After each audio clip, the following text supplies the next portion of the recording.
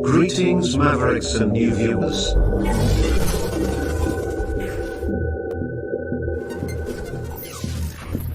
Tonight, direct and live from the Maverick News Network World Studios. This is Maverick News with Rick Walker.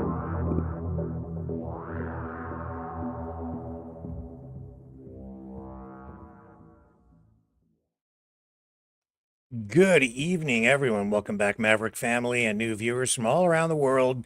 Great to have everyone here tonight. Special program feature interview this evening with Mike Pekarek of Ukraine Defense Support. He's going to join us in just a moment. I know that we've had Carl Larson on before, so you're familiar with him, but Mike has a whole set of other tasks that he performs, and he's going to bring us up to date on what's going on that front. Also, later in the broadcast, I'll update you on what's going on with that tent encampment pro-Palestinian protest at the University of Toronto. The deadline has passed 6 p.m. and it looks like the tents have come down, but we'll update you on exactly what's happening over there as well. Plus, I'll try to touch on the top news stories of the day, but the focus tonight is on Mike Pekarek and his story and his information about what Ukraine Defense Support is doing to support what is going on over there. So stay with me. I will be right back after this. You know, someone very profoundly once said many years ago that if fascism ever comes to America, it'll come in the name of liberalism.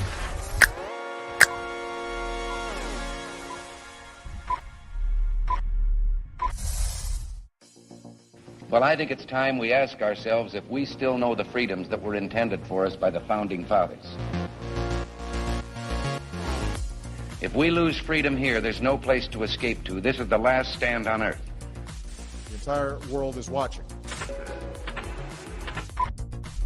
Every dictator, every crazy dictator in the world is watching.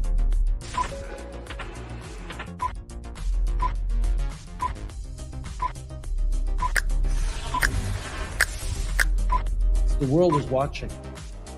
On TV. The entire world is watching. On social media. But the entire world is watching, and yes, they are seeing what we have apparently bravely been willing to say that others are thinking. Stand for freedom. Literally stand for freedom. Let's get this done. The entire world is watching. We're at war with the most dangerous enemy that has ever faced mankind in his long climb from the swamp to the stars. Maverick News. Maverick News. Maverick News. Let me have more control of my own destiny. The world is watching.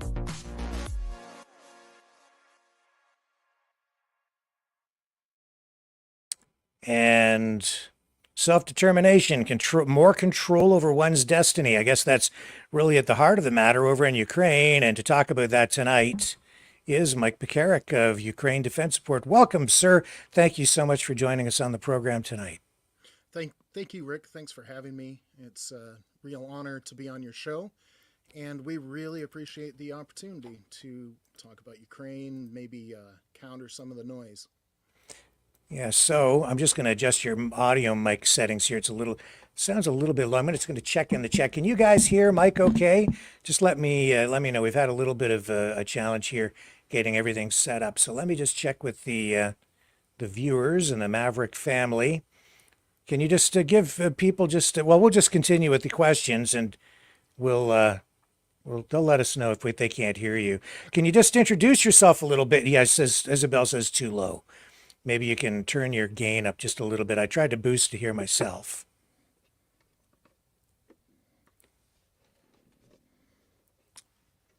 All right, how's that? We doing any better?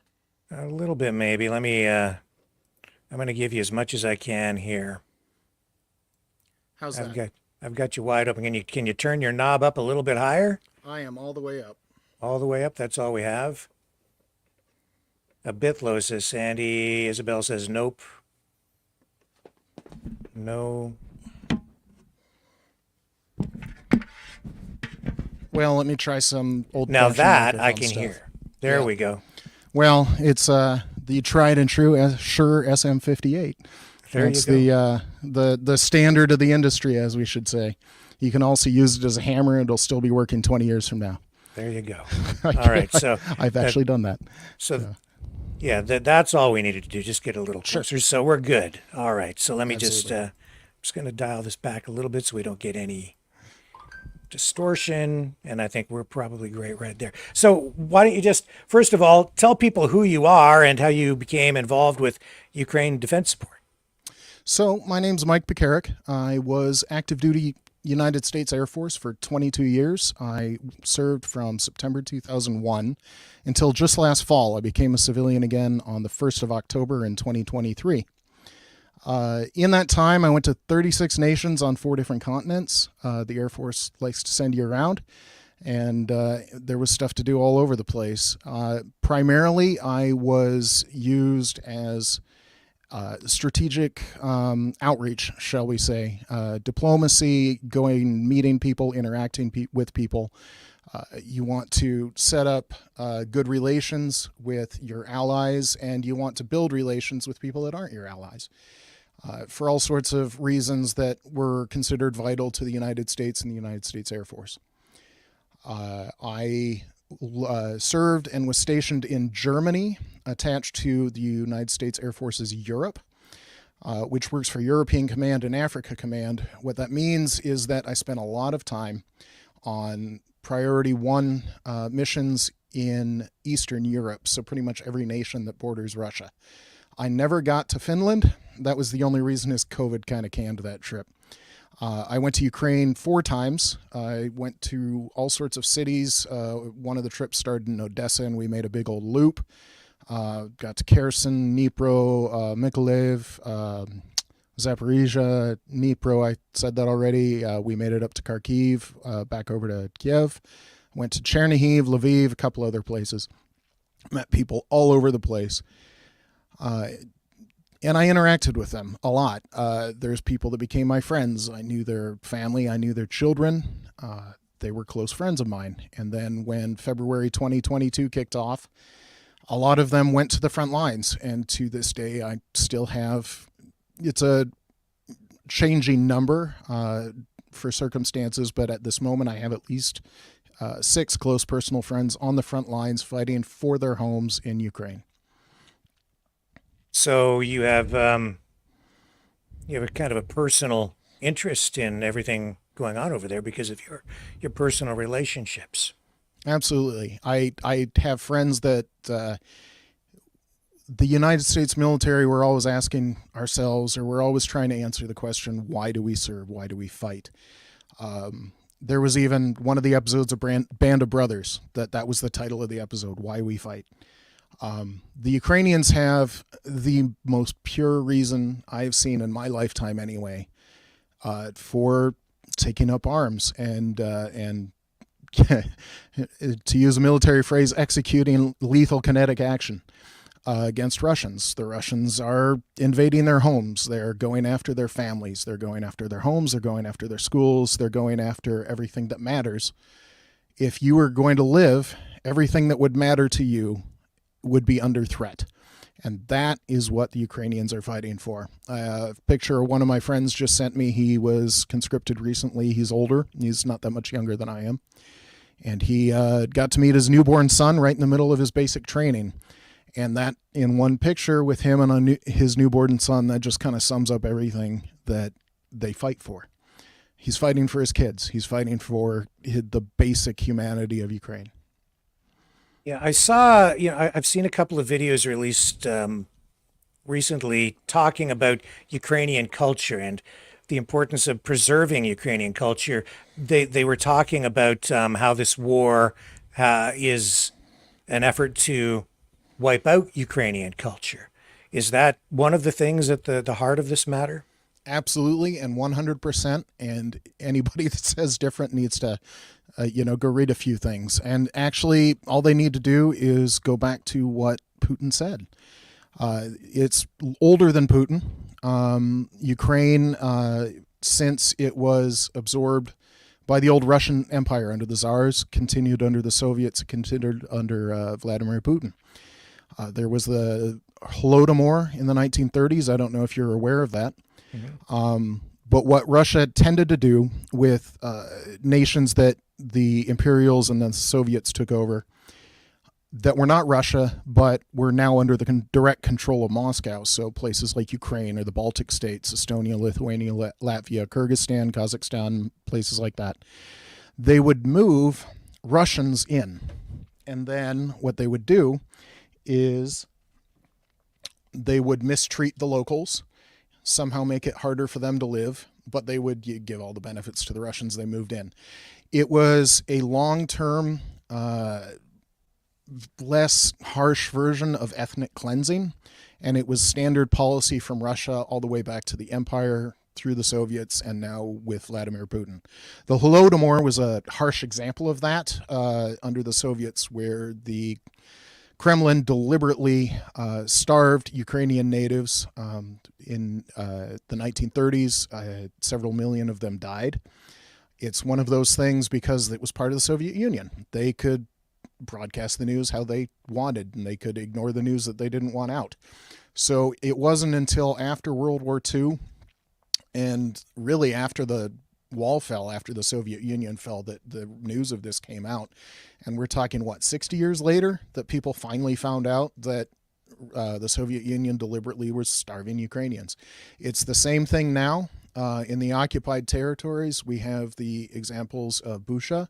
One of my good friends, he was a musician, then he became a tanker with the first tanks out of Chernihiv. He helped liberate Izium, where there were crimes very similar to Busha. They're still examining the mass graves, the torture sites, the survivors. It's all part and parcel of a deliberate attempt to destroy Ukraine. Yeah, I mean, you speak about the Holodomor, and I know some of the history and how Stalin really needed Ukraine at that time for the grain, Absolutely. to use as capital to fund his industrial revolution on his end, and to purchase mechanization essentially for his nation at the time, but did so basically by confiscating all of the grain and leaving the farmers that he called kulaks at the time, kind of demonizing them as, I guess, greedy and capitalistic. Well, it was a dehumanizing, is what it was. It was the elevation of Russian nationals over anybody else. We sometimes, certainly in America, get fixated on our own problems, our own misdeeds, our own historical mistakes, but we forget that this happens elsewhere, that Russia has always been racist in many ways towards people like Ukrainians. You can even go into pop culture where I hate to use this, but it's true. He did his homework on this in the book The Hunt for Red October that many people read. They made the big fancy Sean Connery movie out of it, where the captain Marco Ramius was always, his career was hindered. He was always looked down upon because he was not Russian. He was Lithuanian. And the Russians did not view Lithuanians as 100% loyal. They did not trust them. They didn't treat them well. They were second-class citizens, all that kind of stuff. So it goes all the way back. It's not just Ukraine, but right now we're seeing the harsh end of how Russians think of people that aren't Russia. So is this why we've been getting these, why the information that has been sent over here with regard to the war, you hear about Ukraine attacking really the Russian-speaking areas of like Donetsk and the annexation of Crimea. Is that because they were primarily Russian-speaking? Can you explain to people how this cultural divide came into play here and why it was important leading up to this conflict? So some of this, what you said, was aimed at people over here in North America. In Canada, of course, you've got mainly English speakers. You've got some French speakers and some smaller languages. It's similar here in America. We're almost 100% English, but we have a lot of Hispanic people. Some people, like, for instance, residents of Texas lived in Texas before Texas was American. So we have a couple of those, but most of the time we think about just English. Most Americans just know English. So over there, it's a little bit weird to understand that if you live in a place like Ukraine or Belarus or Poland, you're going to know several languages. It's just the way it is. If you want to live there. When I lived in Germany, I picked up a little bit of German, a little bit of French, a little bit of Ukrainian, a little bit of Italian, a little bit of Slovenian. I even learned a little bit of Arabic when I went to Tunisia. It's just trying to learn basic things. So if you're living there your whole life and you're exposed to all these languages, and you tend to pick up a few. So all of that was prologue to say, when you lived in Ukraine the last 100 years, you might grow up with Ukrainian in your house, Ukrainian in your schools, but you know Russian just as well. So people that were born in Ukraine, most of the time they will consider themselves native speakers of both Ukrainian and Russian. So when you talk about the Russian-speaking places of Ukraine, well, that's all of Ukraine. And all of Ukraine is also Ukrainian speaking. So it's disingenuous to put a kind framing on it. The eastern part of Ukraine was closer to Russia. It had been experiencing, both during Soviet times and since the wall fell, it had been experiencing more influence from Russia. And then when you're on the border, you are going to have more business dealings with Russia. You're going to have families that cross borders. So on the eastern part, they had more ties to Russia, but to say, well, these are Russian speaking parts of Ukraine, they should be part of, that's not how it works. That's not how it is. That's not reality. Donetsk, Luhansk, Crimea, those are Ukrainian. That's just the way Ukraine is. That's the way it is. So is it fair to say language has been sort of part of the issue, I think, because there was legislation passed at some point within Ukraine regarding Ukrainian being the only official language, which got some people upset. I mean, I'll just get your perspective on it so you can kind of explain from the other side here how this all came into play. And as I see things, there was sort of a separatist movement afoot that was essentially being supported by Russia. Is that fair, or am I getting it wrong? There's definitely was a separatist movement, probably still is, depending on how you want to call it. It's a little bit more complicated now, but certainly after 2014, after what the Ukrainians call the Revolution of Freedom, Maidan Revolution, however people might know it over here, Russia, they were totally not Russian. Snipers that shot into the crowd in the middle of Maidan Square in Kiev, they were totally not Russian. That's, you're going to get variations on that from people that were there. The sarcastic air quote should have been implied. After that, I mean, Russia is killing Ukrainians. The little green men that were Russian soldiers that had removed their patches, and Russia denied they were Russian soldiers, but they were Russian soldiers with Russian area code cell phones posting selfies of themselves on Russian social media saying, hey, look, we're in Ukraine invading. And Ukraine understandably says, well, it's time in 2014. We need to start doing something. Then there's just the practical. If you're going to have a government and you're going to have official documents, what language do you use? Now it's Ukrainian. At one point it was Russian.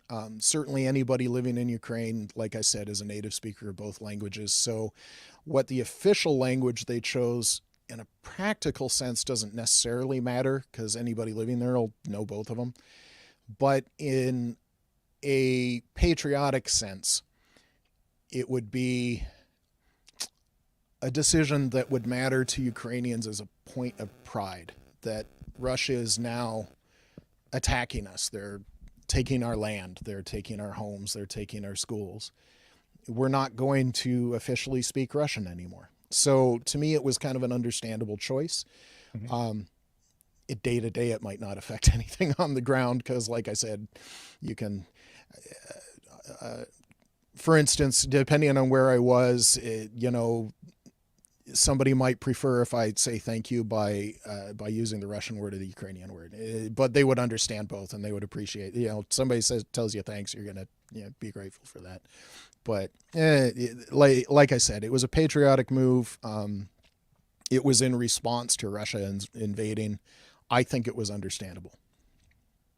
Yeah. So I mean, and when all this started, I was among those, and I still am, talking about how the push to have Ukraine join NATO was something that was viewed by Russia as antagonistic, and a concern, maybe even an existential concern for somebody like Vladimir Putin. But legally, Ukraine is still a sovereign nation, so it stands to reason that it's an illegal invasion, that Russia really has no business being in there, even if they don't want NATO on their doorstep. Ukraine is a sovereign nation, and I'll just get your perspective on that, because that's really at the core of the justification in many people's minds for Russia going in there, is that Ukraine wanted to join NATO, so Vladimir Putin was justified in ordering his troops in. So let me flip that script a little bit. Ask yourself, why did nations like Poland and Estonia and Lithuania and Latvia, Romania, Bulgaria, Hungary, now North Macedonia, and Ukraine, and honestly Georgia as well, why did all of these nations want to join NATO? They had experienced Russia. They had experienced the Warsaw Pact. Some of them had been former Soviet republics, and they were under the direct thumb of Russia. But then when you're talking about Czechoslovakia, you've got Prague in 1968 when the Soviets rolled tanks in. Ask yourself, why did these nations want to join NATO? It's because Russia terrifies them, and they were under Russian oppression for so many years. They wanted nothing to do with Russia. They wanted to be on the other side. They wanted to be against Russia. They wanted protection from Russia. So Russia's invasion of Ukraine is just yet another data point. There was the 2004 cyber attack on Estonia that basically shut down the nation. Russia did that. It was open question whether that was an act of war. And you have examples of this from every nation that borders Russia. So there are very many reasons why former Soviet republics and former Warsaw Pact nations wanted to join NATO. Ukraine is no different. They know what living under Russia is like. They don't want it. Not until Russia changes. There's also something called the Budapest Memorandum. Are you familiar with that? Give me your impression of what that Budapest Memorandum says. As I understand it, it was an agreement that both the United States and Russia signed, guaranteeing that they would respect the borders of Ukraine following the fall of the Soviet Union, as Ukraine gave up its nuclear weapons. So okay. Yes. They gave those up, and then Russia said, we guarantee, we assure you that we will not go in. We will never invade you. We will always respect your borders as a sovereign nation. But then, of course, in 2014, everything changes, and they said, no, it doesn't apply because your government's no longer legitimate. So the reason I asked for your for your impression, because sometimes the NATO thing gets rolled into the Budapest Memorandum. And one thing about the NATO thing is Russia claims there was part of or a separate treaty that guaranteed some nations wouldn't join NATO. None other than the Russian leader at the time, Mikhail Gorbachev, who would have signed that, said that doesn't exist. That never happened. There are people on the American side that say, yeah, I was there. It didn't happen. But the Budapest Memorandum was an attempt in the 1990s when we had better hopes for Russia. And for a while, there was a chance Russia could have turned it around. I don't know. It's always worth the effort to try and make peace, in my opinion, because you never know what might stick, what might actually work out. But it was an attempt to keep the old Soviet Union from shattering into pieces that would just be flashpoints in future wars. So there were nuclear weapons everywhere.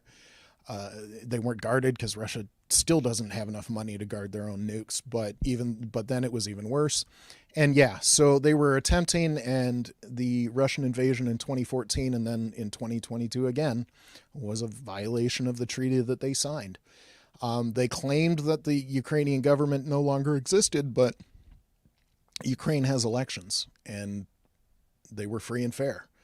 And Russia doesn't understand or respect elections, but that's what happens. So when a government changes from an election, like it does, that's still a valid government, and it's not an excuse. It's a post hoc rationalization, but it's an excuse, but it's not real.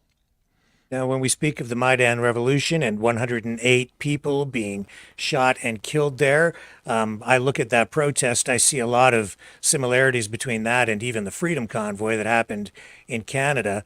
But when you listen to Vladimir Putin and even the interview that he did with Tucker Carlson, or what he's done with Oliver Stone, Putin will characterize that as a U.S. military CIA-led coup. How would you frame it?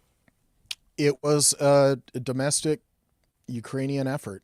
They, like I said, they didn't want it. If this was isolated, if Ukraine was the only nation that wanted to break away from Russia, then okay, maybe. But then how do you account for the Baltic states and from Poland and for all the other places, Romania?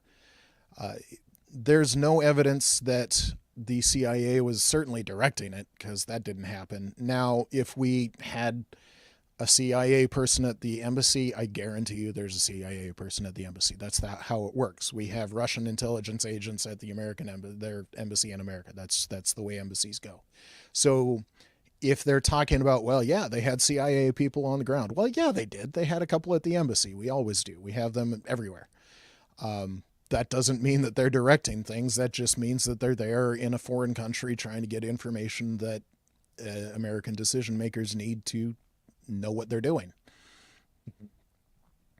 Yeah. So where does that leave us now then? In your view, are we, because I keep hearing that from, a lot of the pundits and I would say pro-Russian streamers too, that this thing is going to be over in a matter of weeks, but I've been hearing that for the past 2.5 years, right? I know Ukrainians, they weren't going to give up. They adore the United States. We have our own struggles. We always have. There are different points in our history where it was more acute than others. I think we're going through another one right now.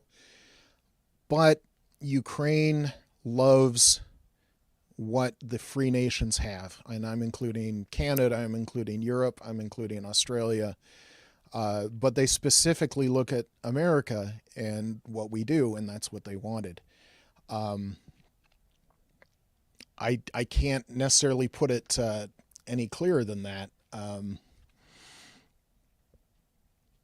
So we have NATO, the United States, continuing to support this effort, but I see information warfare happening, and a lot of it is, I think, designed to undermine support for the war effort. And this information warfare I'm talking about being directed here at North America. How important is that in playing out here? If there's no support, or if they can undermine support, then you can maybe cut off the funding, and in that way win the war. So touching back on your other question, I know Ukrainians, they're not going to give up. They will fight with a shovel if that's all they have left. And they will do creative things with shovels if that's all they have left. We've seen them do it with crappy old Soviet equipment when that's all they had in February of 22. We've seen them be creative with everything that we've given them. I knew this wasn't going to be easy, and that the Russians certainly weren't going to have an easy time. It wasn't going to be quick. and that the propaganda just all over the place just wasn't true, because I know Ukrainians. I don't know if you remember that one video from early in the war. I thought it was at the Hostomel airport, but I looked it up and it was further south, I believe in Kherson or somewhere in the south part, where there was an old Ukrainian lady. There was a Russian Special Forces person on the street who was new. He had been there only a matter of hours, and this Ukrainian lady comes out and she's just cursing him. It would make, the most foul-mouthed American comic blush what she was saying to this Russian Special Forces operator, and just cursing his mother, cursing everything. And then when she's walking up to him and she's asking, "Why are you here? Go home." And he's, to his credit, he was more professional than I would have been, but she handed him some sunflowers. He said, "Why are you giving me sunflowers?" And she said, "I want you to put the sunflower in your pocket. I want you to give it to all your friends. Everybody, every one of you needs a sunflower in your pocket, so that when you die here and when your bones are rotting in the dirt of Ukraine, then sunflowers will sprout from your grave and we will have beauty and food from this horror."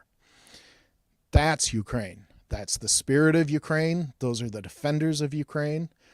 That's the kind of thought that's just propelling all of these wonderful counterattacks, and the like my friend in the first Chernihiv, his tank unit was outnumbered 10-1, and they beat the Russians on 10-1 odds.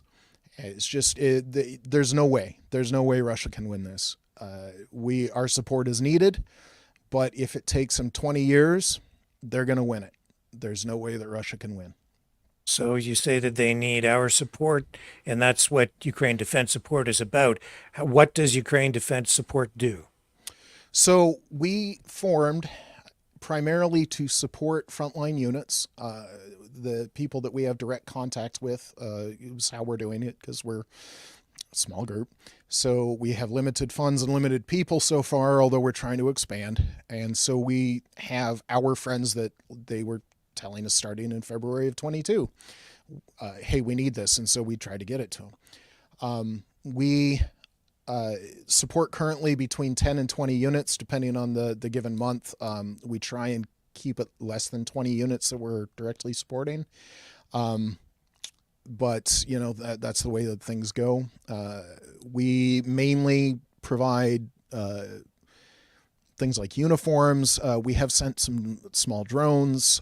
We are currently working, one of our big projects is an ambulance Humvee that we acquired. One of the combat medics that we knew, frontline combat medics, had been using an old Vietnam era M113 back in Vietnam. They called it Puff the Magic Dragon. But so it's, old machine, but it's not great in combat, but it's great getting through the rough terrain to pick up a wounded soldier. Her M113 ate a landmine, so it's not an ambulance anymore. It's a paperweight. So we found an old American surplus Humvee ambulance that we're fixing up and we're going to ship to her. Between her 113 eating a landmine back in January and now, she's been using civilian cars to evacuate frontline troops until it breaks down and gets stuck. So she's using whatever she can, but we're getting her a Humvee. In the last 2 years, I have delivered about $200,000 worth in uniforms. That number it's a little bit hard to calculate. So for instance, I've sent about 200 pairs of boots, but I've sent about 450 sets of pants and blouses for camouflage. I got the number from guesstimating that it costs to outfit one soldier with one pair of clothing. It costs about $600.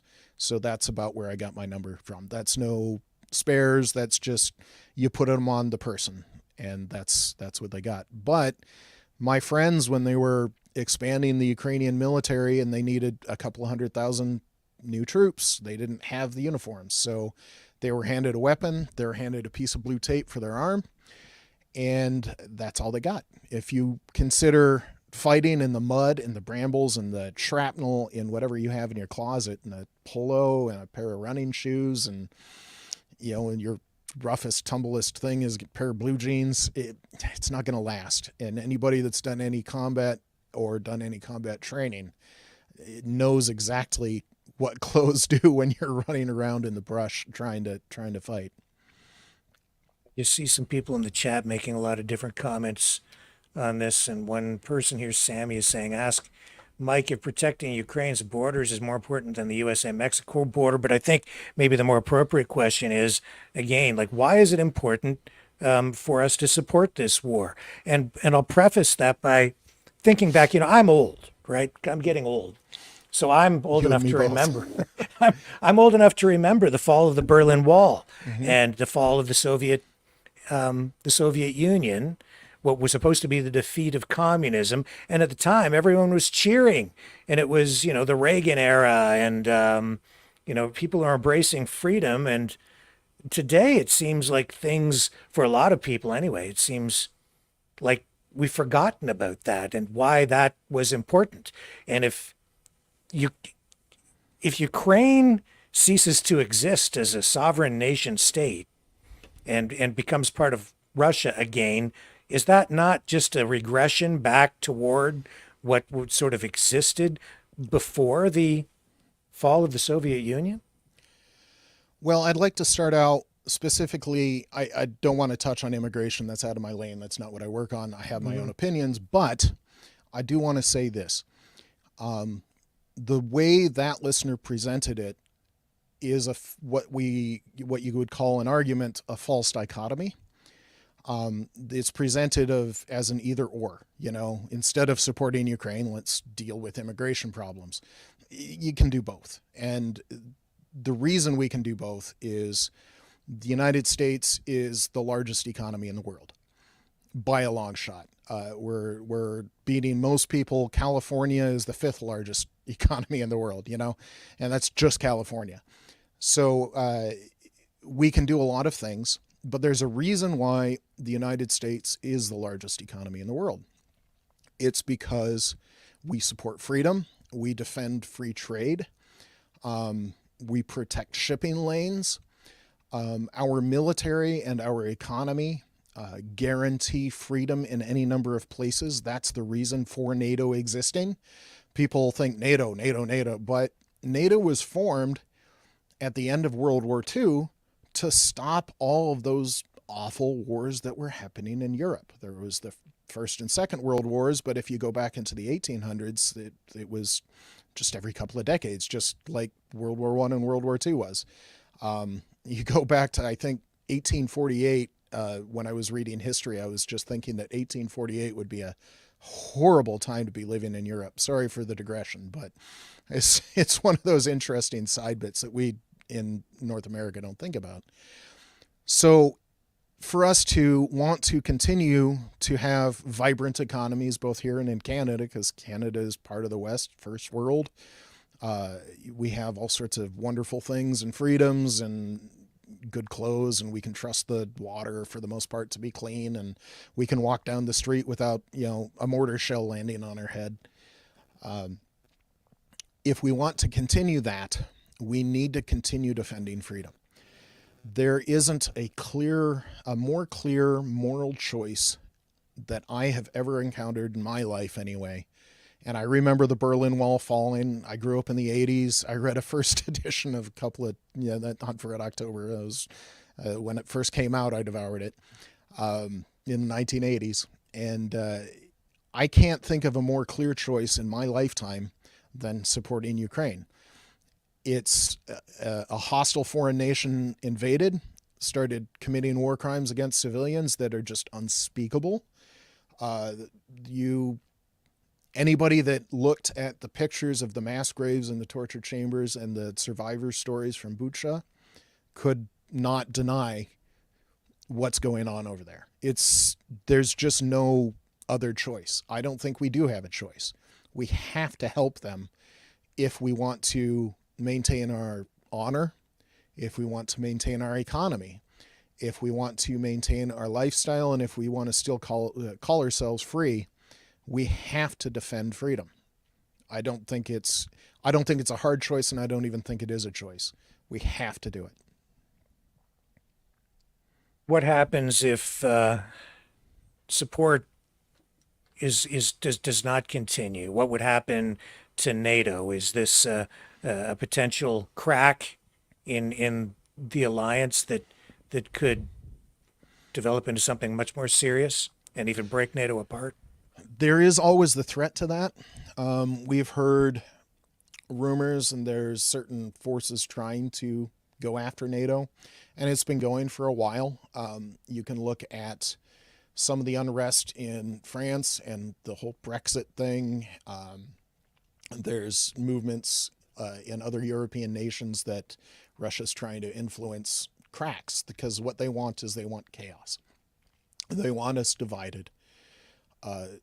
So one thing that we should look at is the people that are talking about, well, maybe we should get rid of NATO. Maybe NATO is no longer important.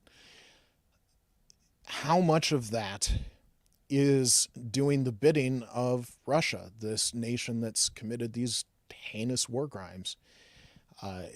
So yes, is there a danger? Yes, there's always a danger. We build things, there's always a danger that they could fall apart. And an organization like NATO, one of the most successful organizations keeping the peace in history, because it kept European peace for, 80 years? Almost 80 years. That's a great thing that we build. Is it in danger? Yes, it's always in danger. Could it fall apart? Yes. And that is worth fighting and struggling against as well.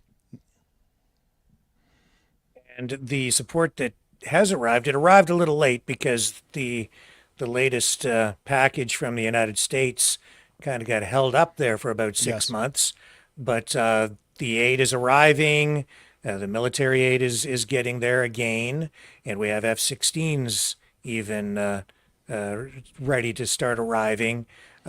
What's your take on that? Where are we at with all of that? So it's a little complicated. I do want to get on my own side with America failed between October and April, October 23 and April of 24, when the United States, for a long time, we didn't have a Speaker of the House, so we didn't have a functional government for a couple of months.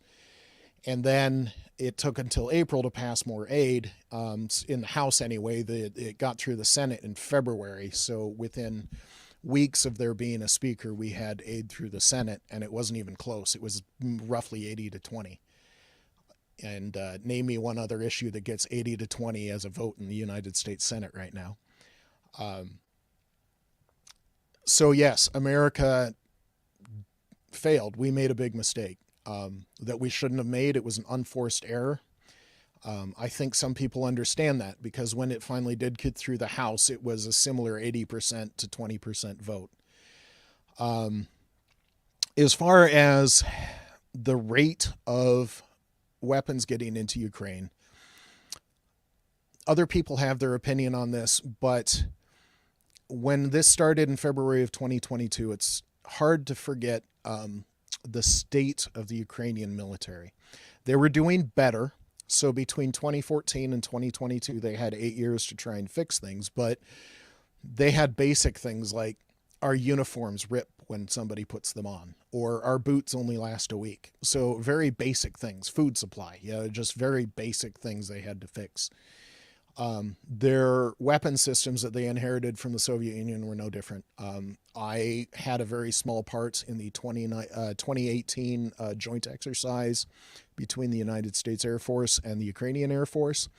And they were flying their Pride. They had some Su-27s there, and flankers are beautiful aircraft. But they had upgraded, the Americans had sent upgraded F-15Cs with ASA radars and just all sorts of whizzy go fast gadgets, and Ukraine was just like, oh man, we need better stuff.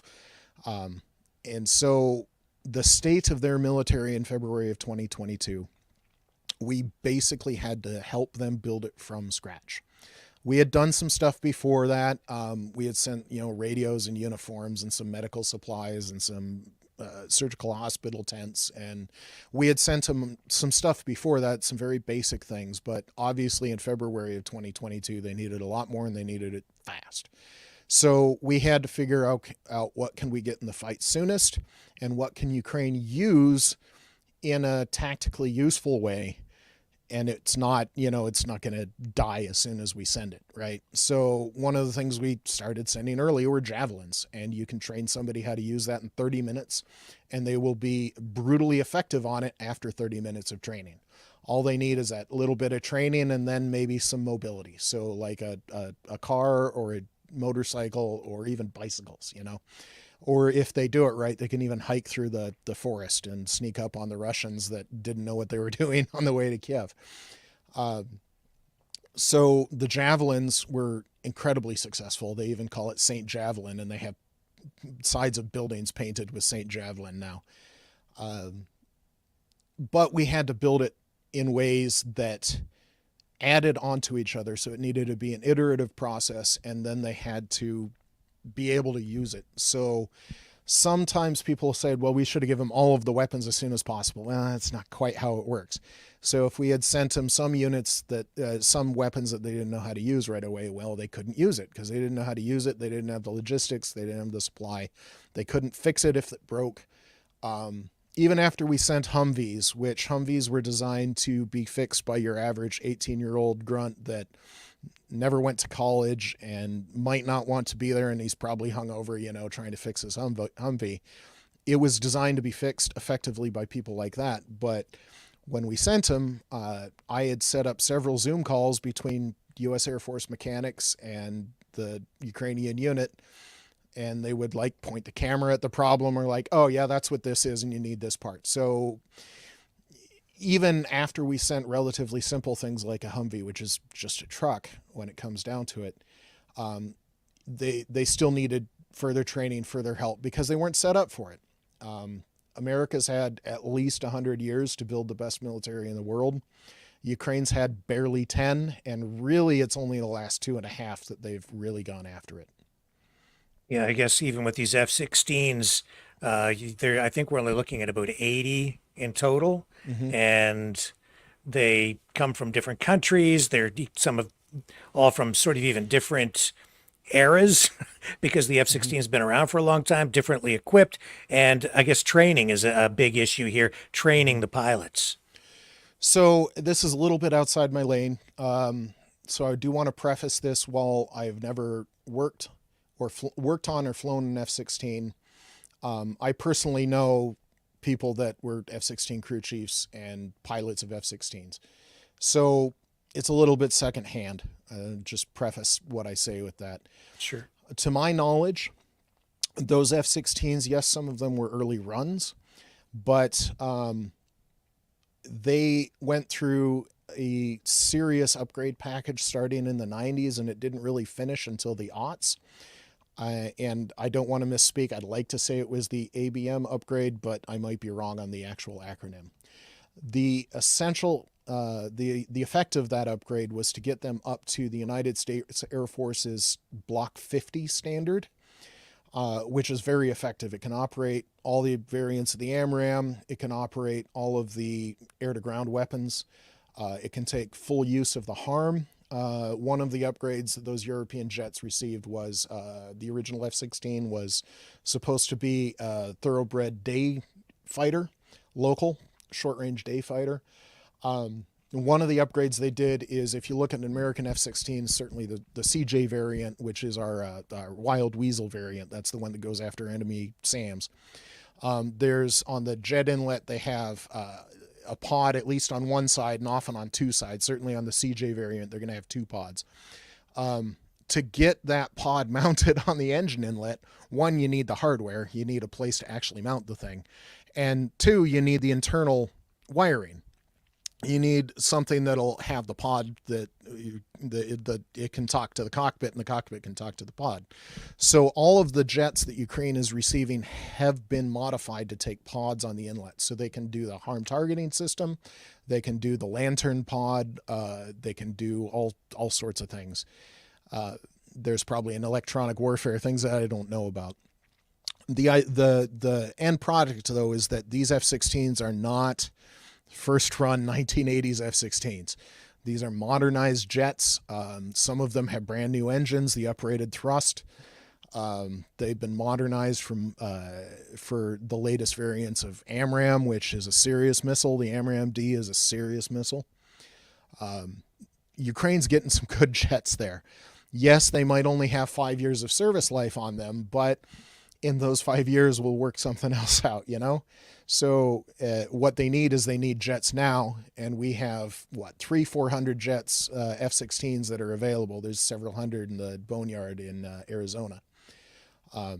And 80 is where you start. One really is where you start.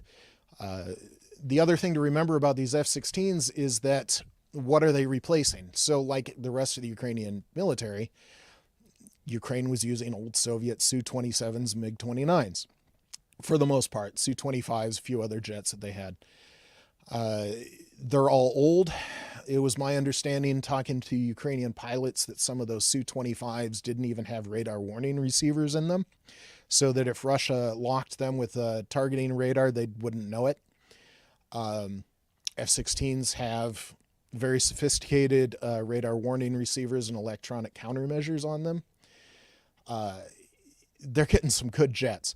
And F-16 is such an improvement over what Ukraine's been flying the last 2.5 years that, there's no way that this is not going to be a good thing. Ukraine's also been, I don't know how many people have been watching the news, but Ukraine's been, from what I can tell, preparing the battlefield by taking out Russian AWACS. At least 2 and possibly as many as 5 Russian A-50s are gone.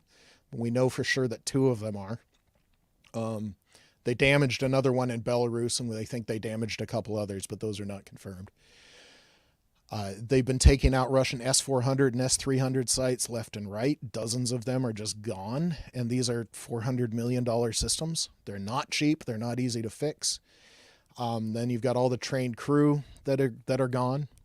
They've been taking out lighter Russian anti-air systems like the Panzer and the other things that Russia has more mobile and closer to the front lines.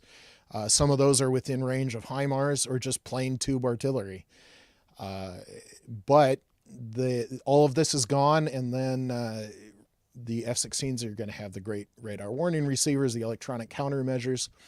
If I were them, I might set up something like what they already did. So I dissected a little bit. One of the A-50s that Ukraine shot down was using a really ancient S-200 missile. It's got long range, but that's about all it's got going for it. What they did is they set up what somebody termed a sambush, which I thought was a great term. So they took out a whole bunch of things, a whole bunch of frontline radars with HIMARS, tube artilleries, drones, whatever they could get at them with. And Russia says, well, we don't have aerial coverage. So they moved the A-50 a little bit closer. But Ukraine had hidden, and with the radar turned off, it was electronically silent. It had been camouflaged. It had been moved in the middle of the night. They had put an S-200 system right into their sambush site, and they bagged themselves a Russian AWACS. So the U.S. Air Force has certain tactical situations where they practice going after enemy AWACS, and it's not an easy solution. And Ukraine, with ancient Soviet systems, managed to down a Russian AWACS, and that's one of the harder tactical problems in aerial warfare.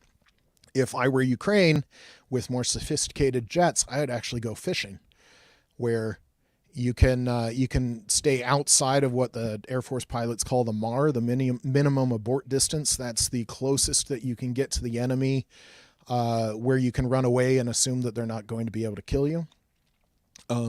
But you can tempt them to launch their long-range R-37M missiles. You can tempt their AWACS. You can try and draw them into another ambush. And the F-16s will be incredibly useful at that. I can't speak much more to that, but Ukraine's getting some real good jets. They seem to be taking their time training the pilots. Some of the F-16 pilots I spoke to said that forget the pre-jet training. You need 400 hours in an F-16 cockpit to be an effective F-16 pilot. You need 400 flight hours in the air flying the jet.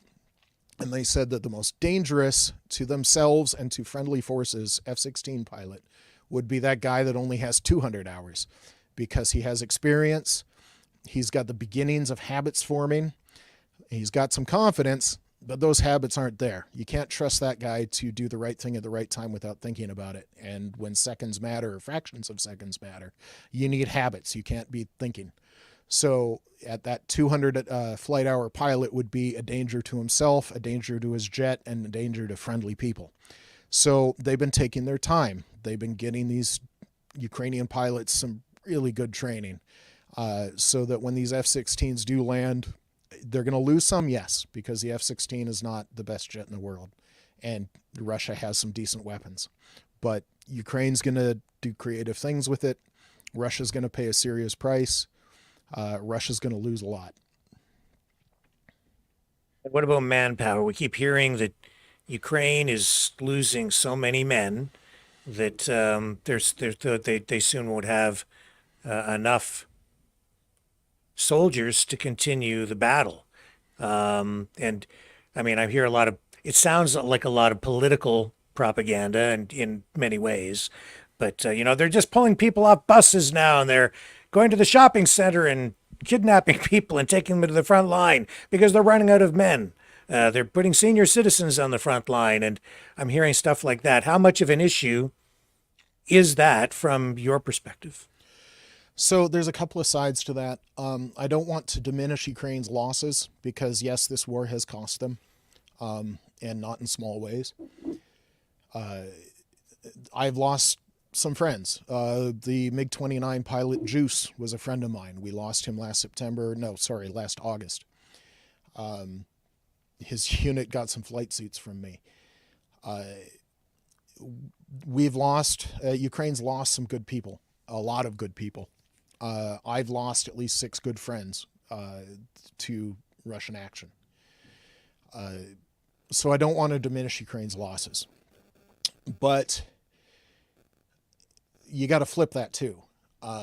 What's Russia losing?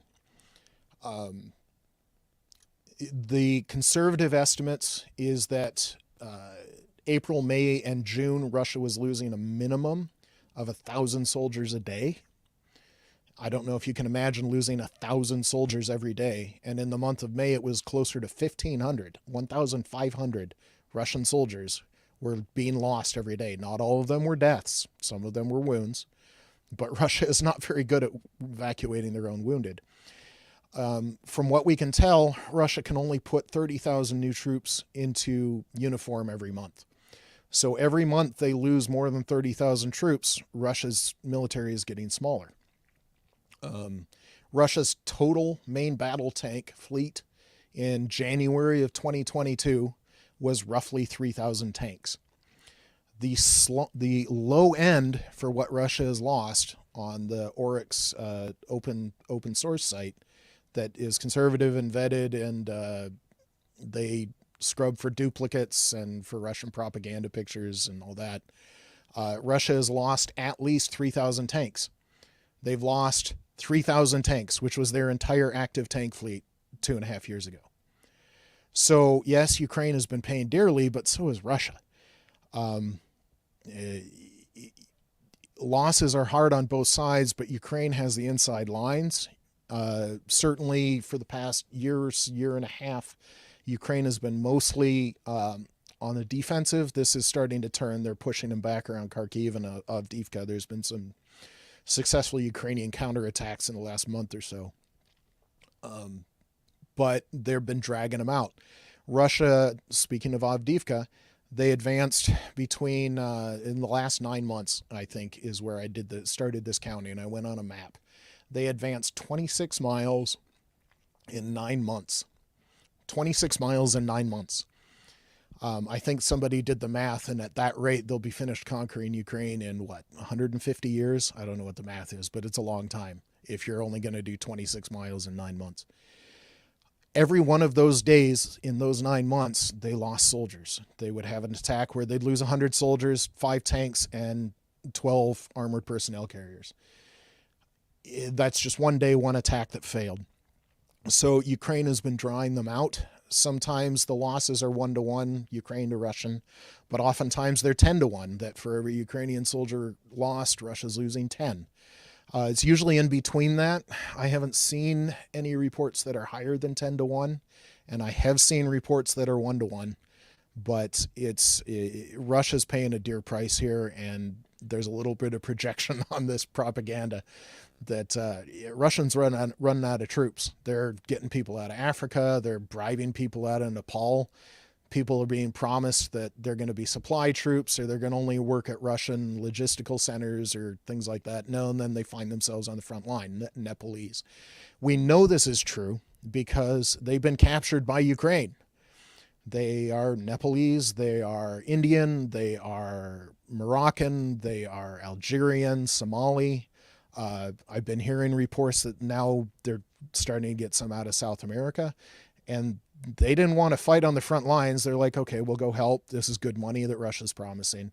Then they're on the front lines without enough support and bad leadership, and then they're captured by the Ukrainians. So yes, Ukraine has been paying. I can't deny that. Ukraine's lost a lot.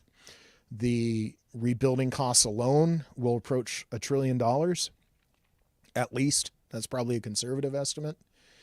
But Russia, I think Russia's estimated loss of 500,000 troops is probably accurate. That's the current United Kingdom estimate.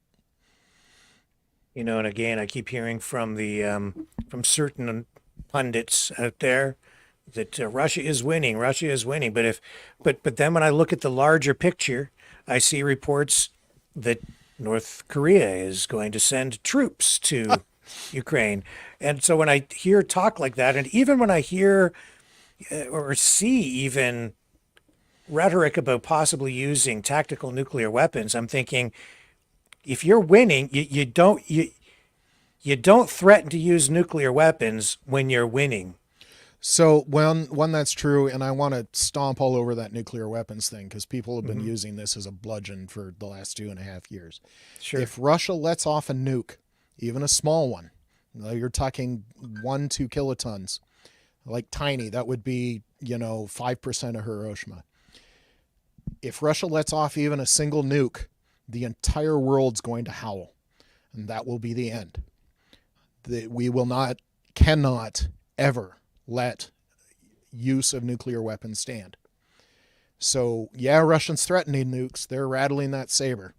They're not going to use it, because if that happens, that will not stand. I can only imagine. I can't speak to the decisions that have been made, but the howl, that they're not going to use a nuke. But you're right, this kind of saber rattling, then the projection on, well, Ukraine's losing all these people, and then Russia is going to North Korea. I don't know if you've seen those videos out of Russian social media where the Russians are complaining about trying to use North Korean shells. Well, there's about 1 out of every 4 will actually shoot out the end of that artillery piece. The rest will either be duds, or they'll actually explode inside the barrel, killing the barrel and some of the troops trying to man that artillery system. So North Korea, if that's your ally and that's who you're bragging about, that might not be the winning cues, shall we say. Russia bragging about North Korean support is not the most impressive thing I've ever heard out of Russia. And so what is happening on the Ukraine side to bolster the numbers of soldiers on the front line? Are they drafting people? Are they what are they doing to maintain their numbers? So yes, they are drafting. Some Ukrainian nationals that had been in other nations are going back. There are some, you met one, Carl Larson, that you met. There are foreign citizens, non-Ukrainian citizens fighting in Ukraine's International Legion. But yes, there are some conscripts. My good friend, my counterpart in Ukraine that delivered all the uniforms that I sent, he was recently conscripted, and he just finished basic training, unless he's got another couple of days. I'd have to actually look at the timeline on that. But yes, and he's in his 40s, and he just got conscripted. Now, I do have to say that I served in the United States military into my 50s. And when you are talking about age. 40 is the new 50, and I was kind of the 40 is the new 30. The American military, you have your annual fitness test going on where you have to, do push-ups and sit-ups. You run a mile, that kind of stuff. My fastest timed run was when I was 48 years old.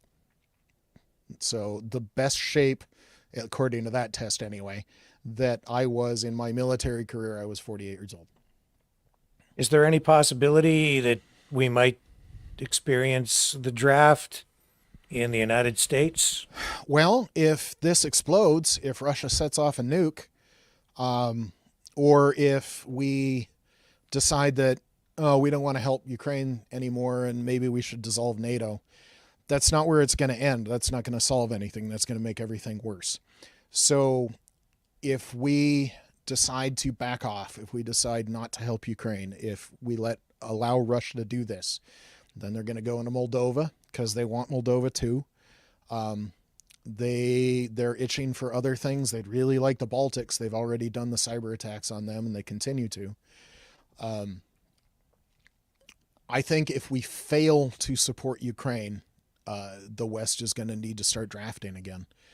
European nations are already starting to talk about this, going back to Cold War ideas, where it does make sense to, if you're right on Russia's border, kind of like what the Baltics are doing, where everybody is required to go through 6 months of training, and then you go back to your civilian life. But in the event of a national emergency, everybody's got that 6 months of training. You'd be surprised at how quickly some of that comes back to you. Germany I think they got rid of their draft. I'd like to say it was 2011, but you can see me squint. So I might've gotten that year wrong. They're talking about going back to a draft in the similar structure to what I said, so that in the event of a national emergency, they've got a whole bunch of adults that have already been trained. You don't need to send them to basic training. You don't need to get them familiar with how to reload an automatic weapon. You've got somebody with an idea of how military comms work, that kind of stuff. I think the only way that we're going to see a draft in the United States is if we fail to help Ukraine, and then further, if we allow the United States to withdraw from NATO. There are certain portions of the American electorate and politicians that want that.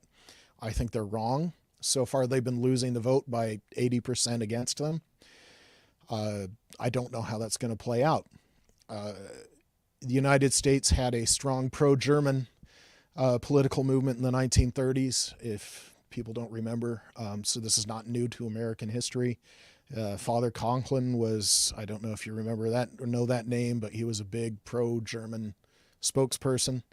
And he wasn't the only one. They had a big Madison Square Garden rally in like 1938 or some similar year. I don't want there to be a draft, but if we make enough mistakes, we might need one. So it's your view that this needs to end here, and it needs to end by supporting Ukraine now in order to avoid the draft, while the counter narrative is that we need to get out of Ukraine and leave it alone. It's not our problem. And and if we don't get out of there, that's when we're going to have a draft. So what are the follow-on effects to allowing Russia to have Ukraine? Especially if we start withdrawing from NATO, which is even worse. Who's going to trust America? Who's going to trust the West? Who's going to trust Canada or the UK or France or Germany? How is that going to affect our trade?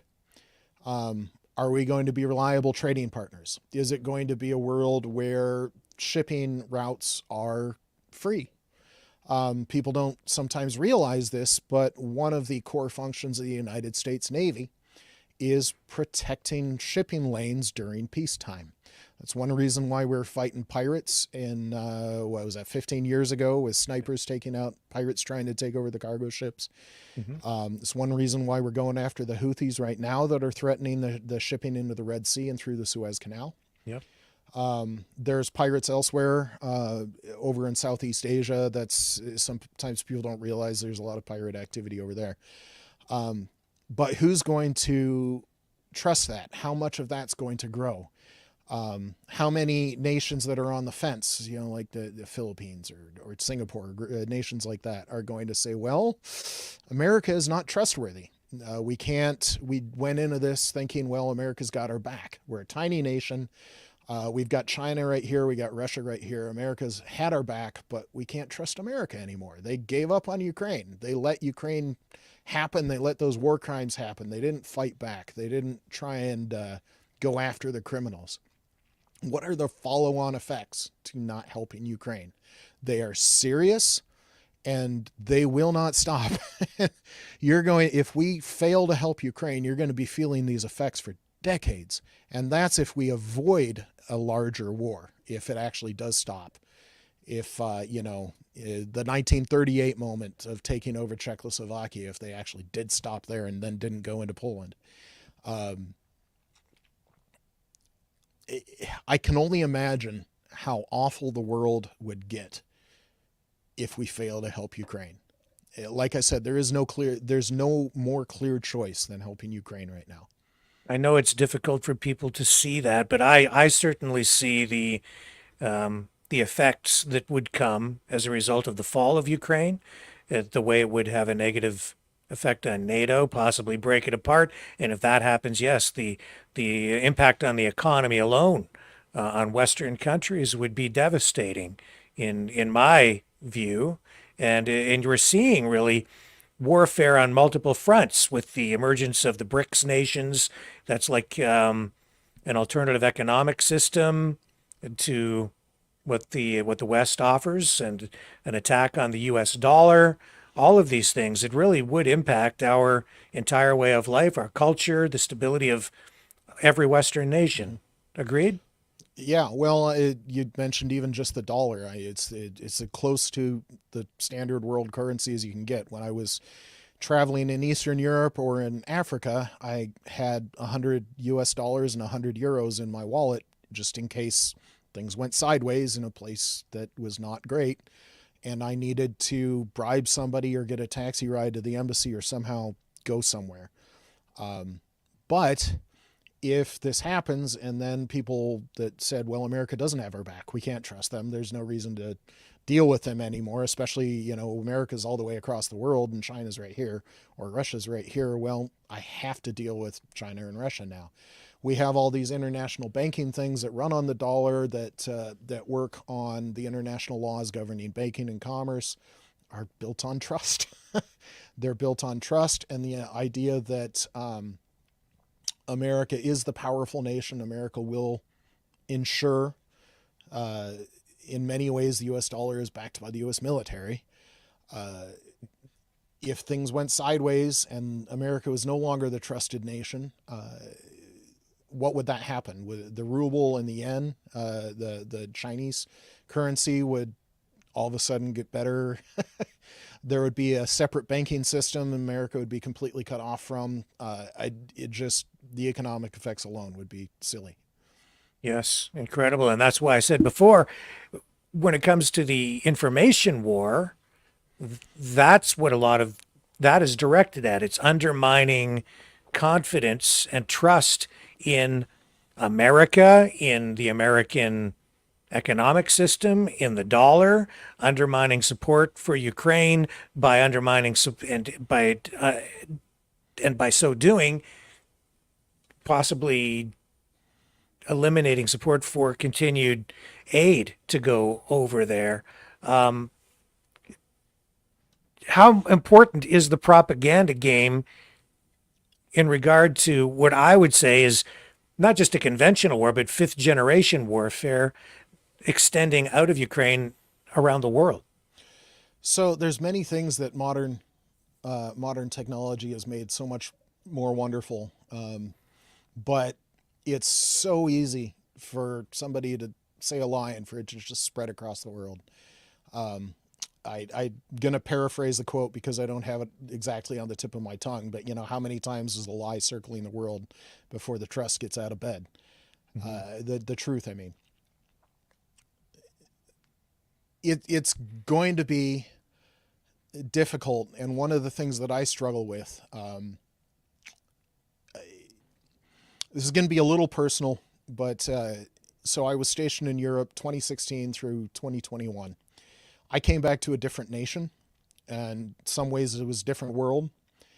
But while I was in Germany, the U.S. military annually evaluates its people. I have an annual performance report from the Air Force, official military documents. I don't know if you can find my individual ones online, but it is a public document. They'd have to redact a few things, but I'm sure you could find them. While I was there, 2016 through 2021, every year, one of my primary jobs was countering Russian disinformation. We would go out, and I can tell you the only thing that works against disinformation is the truth, because if you start lying, they'll know. They will catch you. And that's not what you want, and that's not effective, because if you're trying to counter disinformation, the only thing that's going to work is the truth, however hard you have to work at it. One thing, and this is why said it was going to get personal, is one thing I didn't expect, and the culture shock that I had coming back home to a different country, is I didn't expect to have to fight Russian disinformation here. And I didn't expect to hear it from Americans that should know better, from Americans that but when I left would be like, hey, what would Ronald Reagan do? What would Eisenhower say? Teddy Roosevelt, the big guns of American foreign policy, right? All the way back to Lincoln, Lincoln, Franklin Roosevelt, Teddy Roosevelt, Eisenhower, JFK, Ronald Reagan. What would these people say? They'd be rolling in their graves if they can hear some of the things that are coming out of Americans that should know better. And it's almost sometimes word for word. It's a little bit scary. So there's a lady, I'd like to say her name is Julia Davis. She watches Russian television, so we don't have to. And you can watch some of the stuff that's coming out of RT, and RT does not speak without permission of the Kremlin. So anything coming out of RT is what the Kremlin wants to go out on RT. You hear that stuff coming out, and then it's almost word for word coming out of American sources. And you're like, what is going on here? Do you love that? You love your country that little that you're repeating Kremlin talking points? And so it drives me a little batty. So that's some of the personal stuff. You can't tell, it makes me a little bit mad. I served my country in Europe for 5.5 years, countering Russian disinformation, only to come back and what's going on, guys? Come on.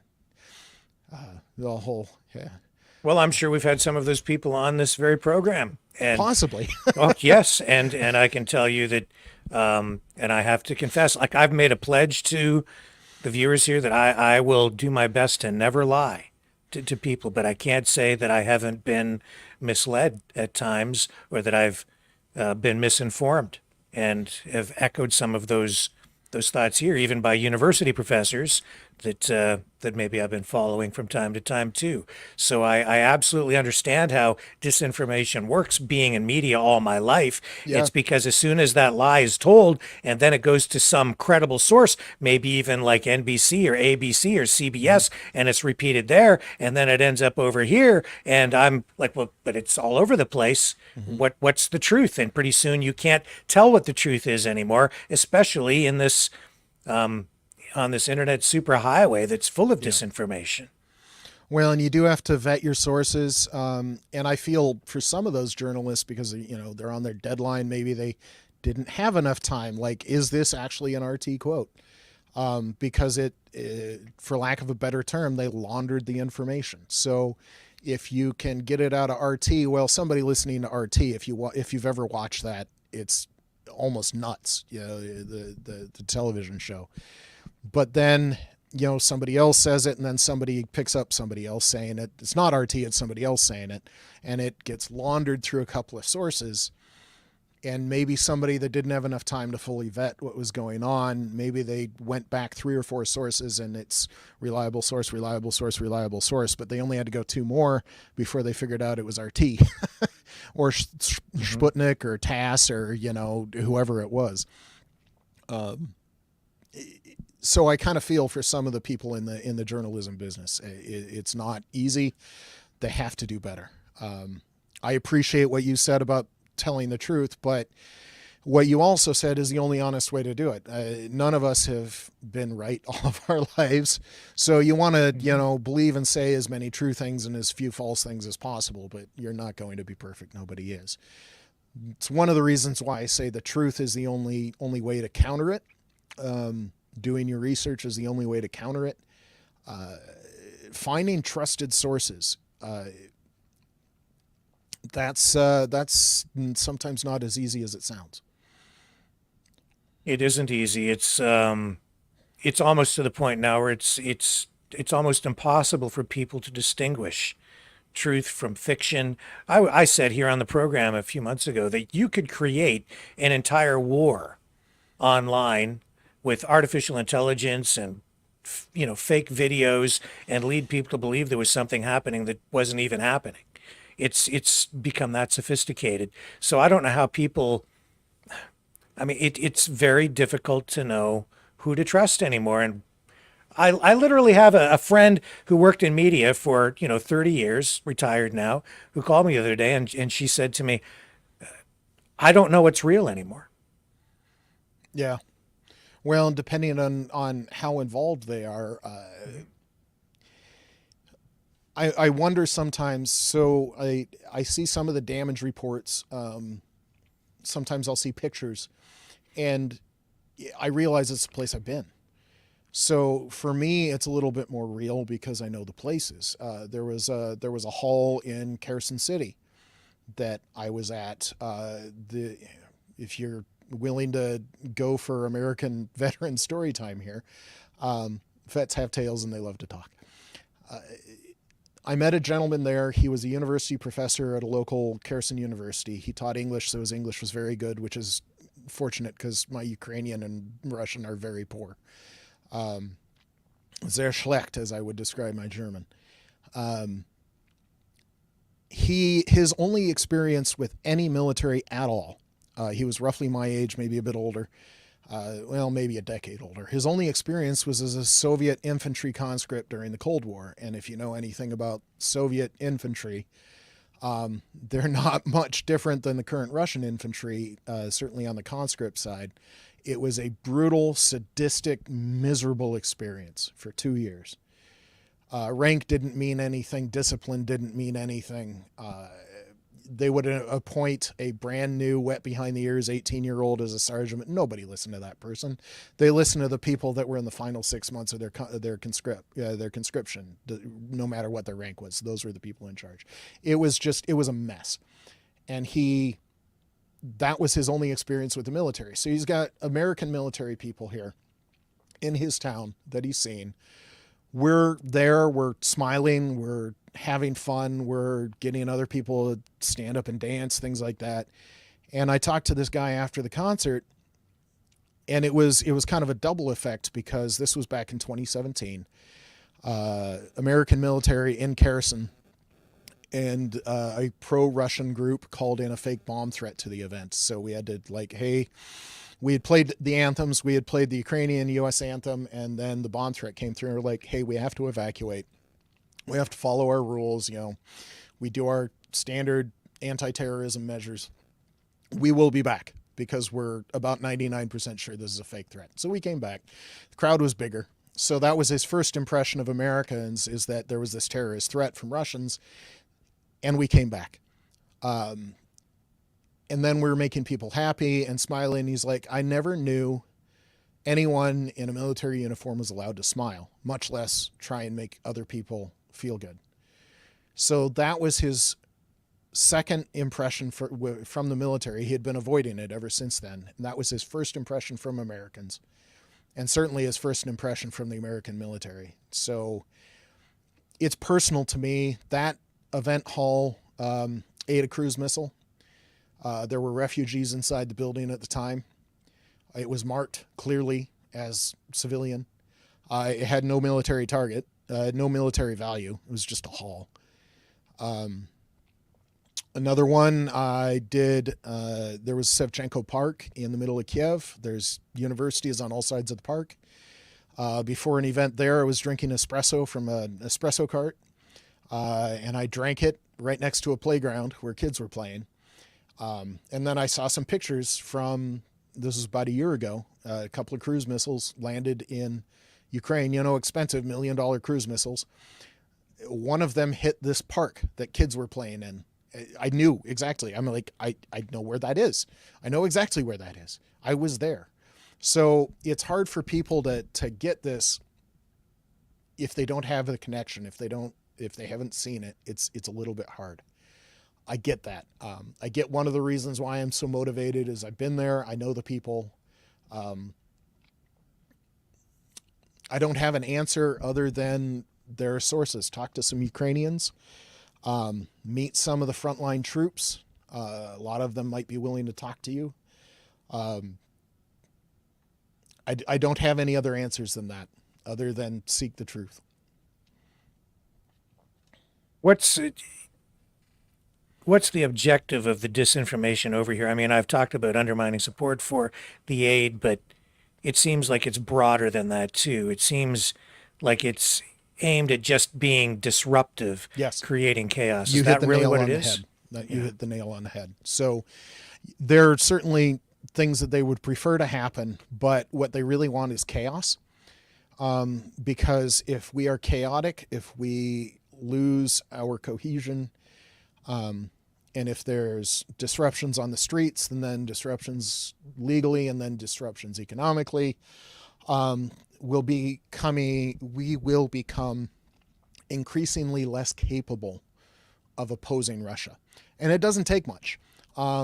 It takes a room full of a couple of dozen people on cheap computers sowing chaos.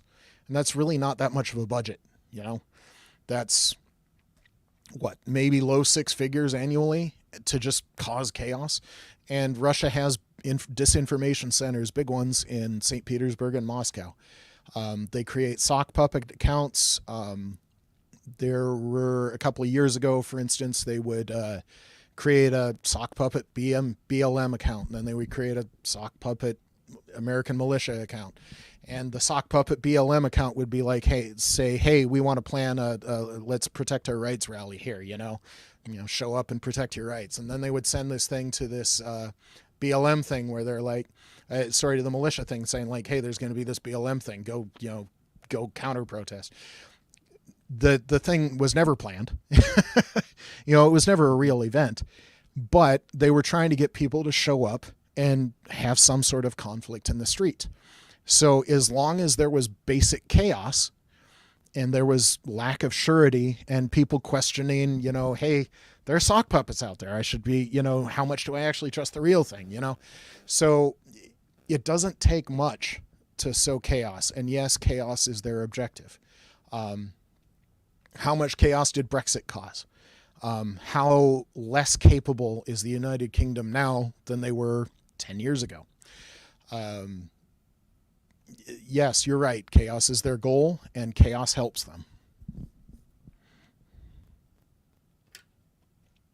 So how can people get involved with your organization? Do you need donations? What do you need to have happen on your end?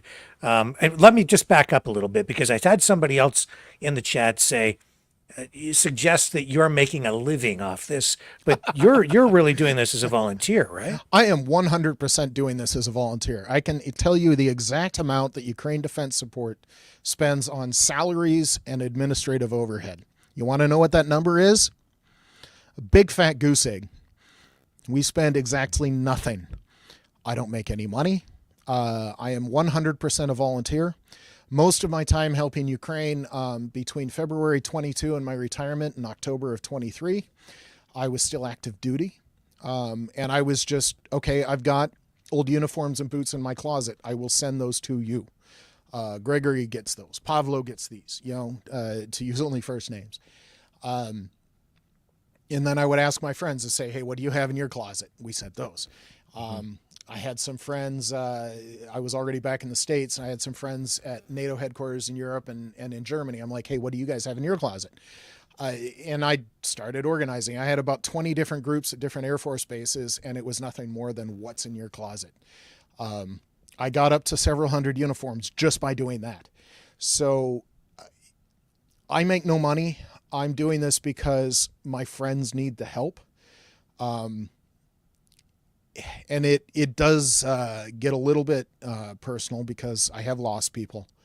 But more than that, can you imagine before the Patriots arrived, Kiev was having air raids every night. They still have air raids nearly every night, but the incoming every night was also very real. So for a year, Kiev didn't sleep.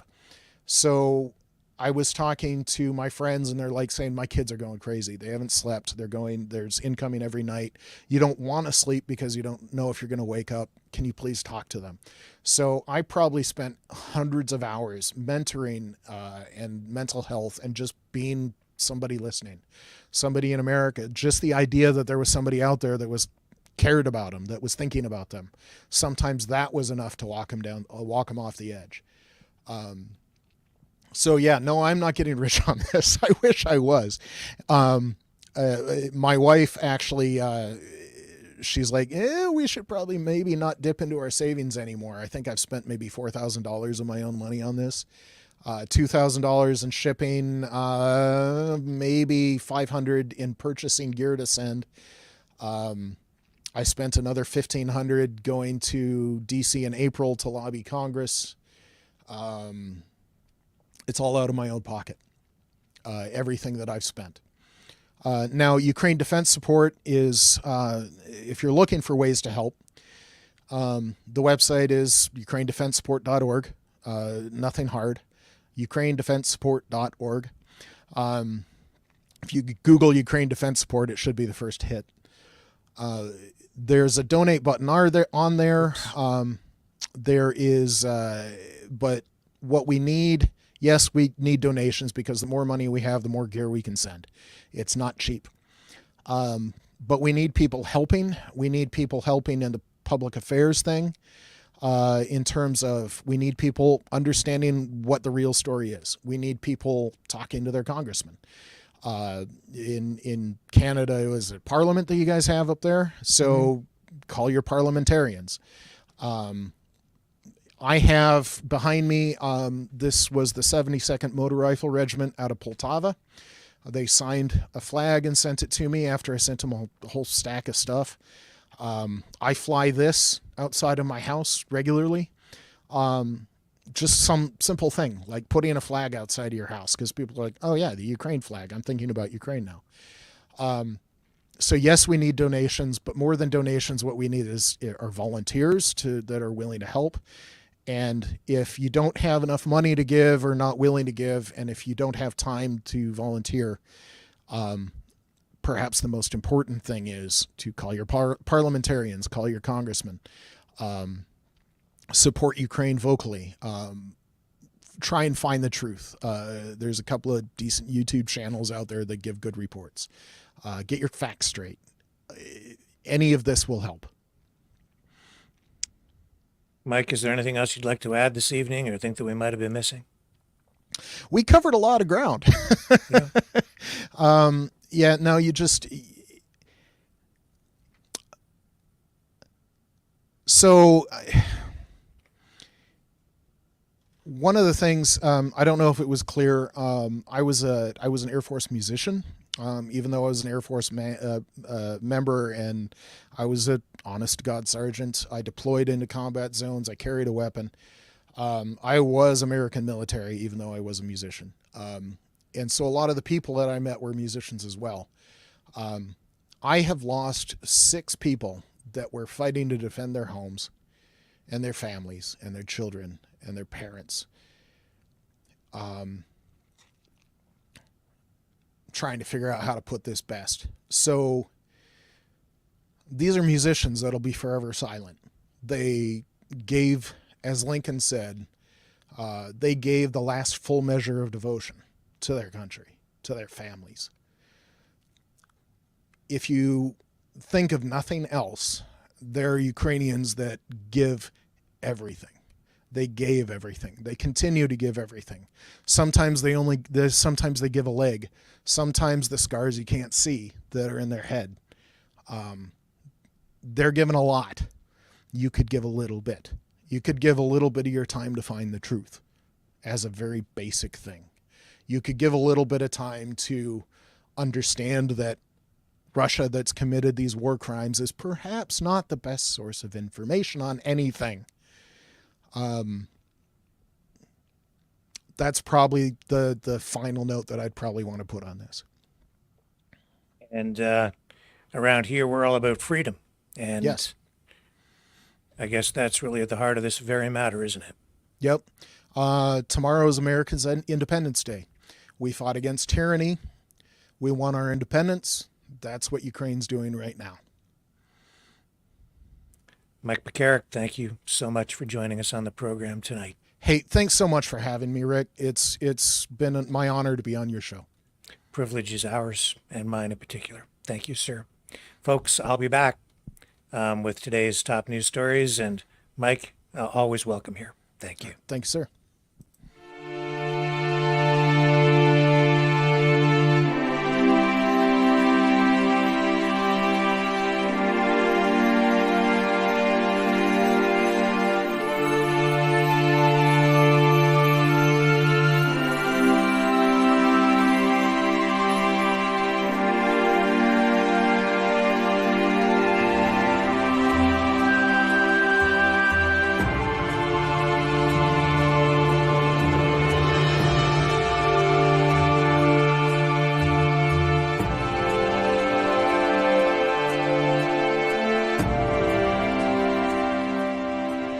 Maverick News. The world is watching. The information war is raging. Truth without integrity is worth nothing. Maverick News. Because those who have power and those who seek it must be held accountable. The world is watching. Join our family of truth seekers. Donate today and add your voice to the chorus of Maverick Knights. Donate at maverickdonations.com. Truth. Integrity.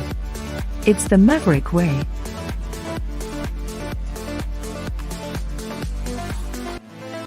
Maverick News.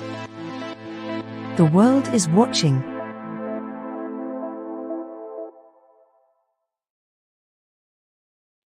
Okay, I'm back, and as promised, I am going to just update a few of today's top stories.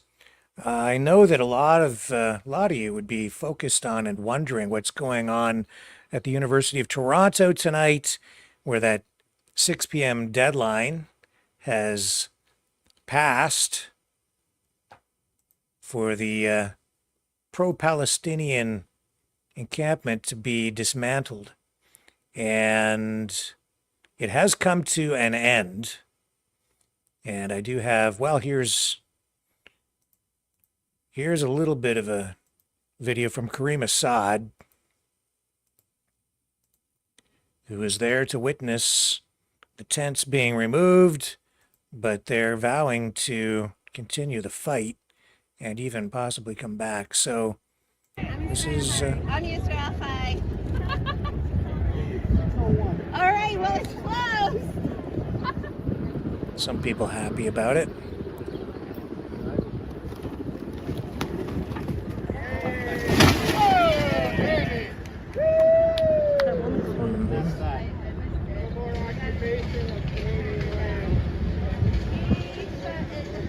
What is this made of? Paper mache? Boy. Gosh. Creative.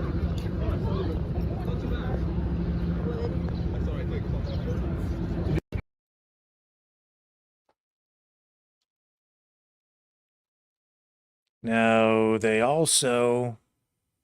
protesters did issue a statement of sorts. I had that set up for you here earlier. Let me see if I can find that for you.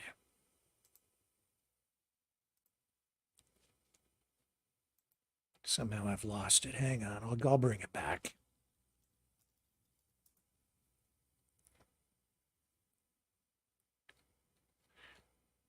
So here's an aerial shot And they are indeed saying they will return. Hang on, that's not the right one.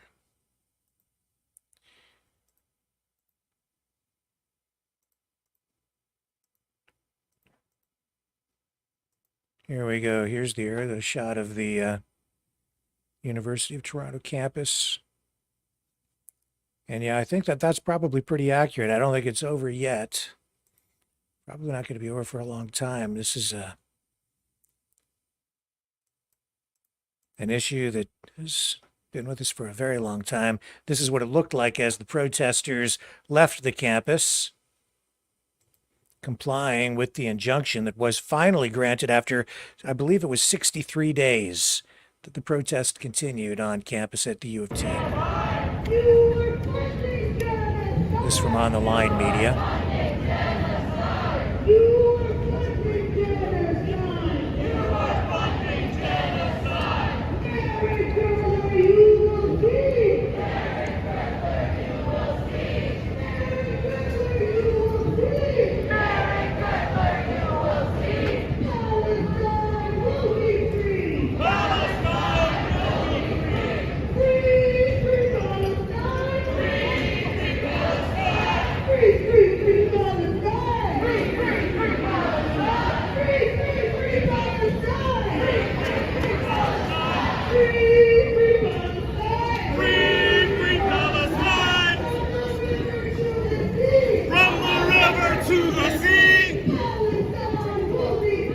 Palestine will be free.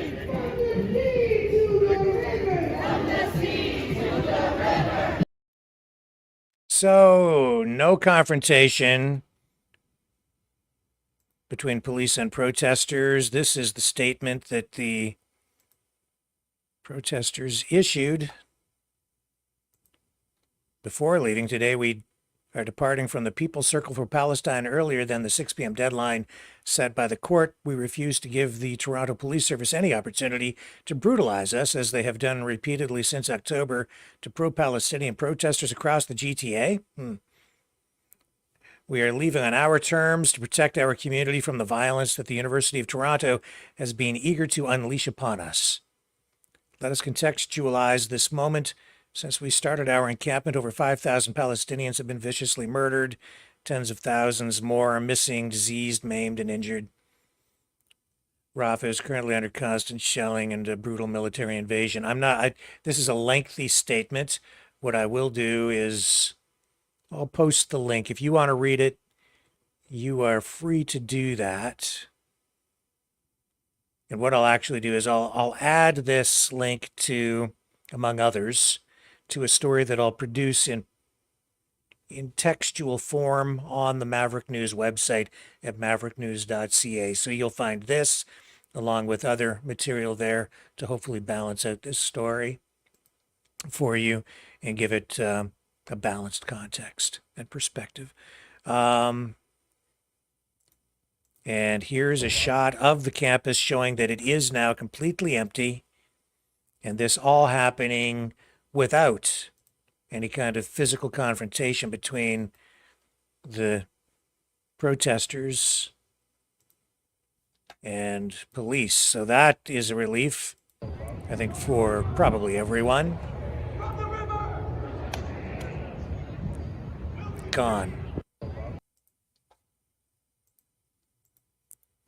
This may set the stage for additional measures to remove encampments in other areas, particularly in Montreal, where we have been covering that stuff live with Dragon, who's been doing a great job for us up there.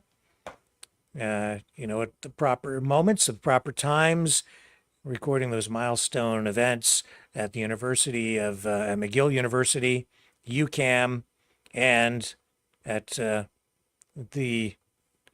always mix up the name because it's referred to in the French way, but Victoria Park in Montreal as well, where those encampments are still up again after a couple of months. Joe Biden tonight saying he is going to run. He vowed today to stay on and run in the 2024 presidential race. This after a call with campaign staff. which we told you yesterday was going to happen today. And he's now trying to reassure top Democrats on Capitol Hill that he is still fit for re-election, even though he had the disastrous performance in the debate with Trump. Probably the worst debate performance in American history in terms of presidential debates. I don't think we've ever seen fallout like that before from a debate. And the polls suggest exactly that as well. He lost a lot of ground in the polls. Now, that being said, I wouldn't say he's out of the woods on this by any stretch. There's still many, many out there calling for Biden to step aside because it looks like he's just cannon fodder at this point. One-man cannon fodder for the Trump campaign.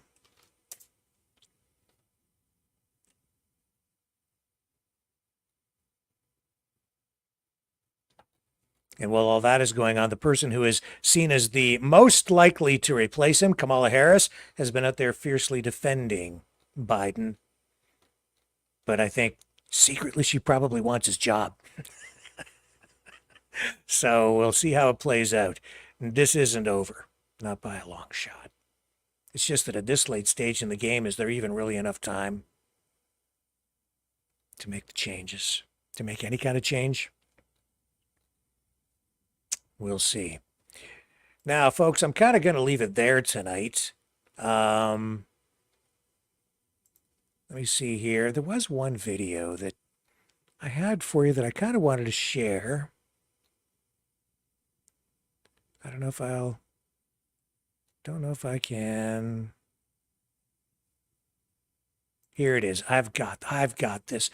Just to brighten your day as we prepare to sign off, because there's so much negative news out there. I always like to try to leave you with something that's maybe a little inspirational and shows that there's still a lot of kind-hearted people out there. A little something to give you hope for the future tonight. Here it is. This just speaks louder than words. I'm just going to take the audio down so we don't get a copyright strike, but you don't need the music to see what's going on there.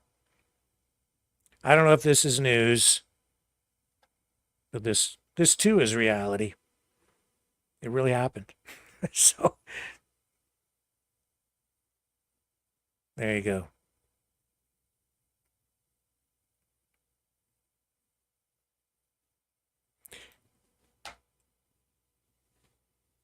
The world's not such a bad place after all, right? I'll be back tomorrow night, folks. Same time, same Maverick News Channel, 7 p.m. Eastern Standard Time. Thank you so much for taking the time to listen to what we had to share with you this evening. I think it's tonight's program pretty important. Love you guys. I will catch you all tomorrow on the flip side. See you then.